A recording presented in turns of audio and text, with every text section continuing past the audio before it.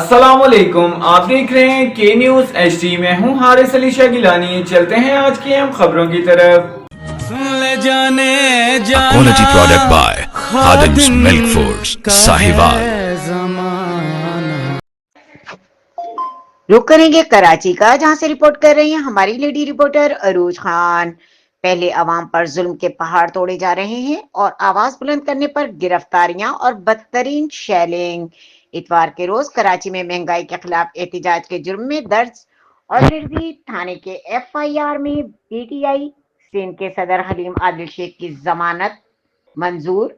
PTI Sindh के सदर को अदालत ने थाना अडनी के केस में कब्ल अज गिरफ्तारी जमानत मंजूरी कर ली।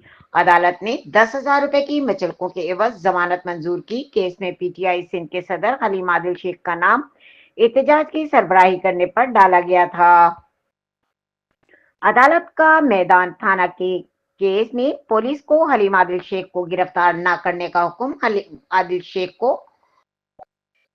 मैदान केस में शामिल तफ्तीश होने का हुक्म। अदालत ने आइंदा समाअत के फरीकैन को तलब कर लिया। इतवार को महंगाई के खिलाफ एहतजाज करने पर पुलिस ने 23 कारकुनों को गिरफ्तार किया था। पुरअमन एहतजाज के दौरान दर्ज झूठे केस की मजम्मत करते हैं। पुरअमन एहतजाज करना हर शहरी का आईनी हक है। जबरी के जरिए किसी को रोका नहीं जा सकता।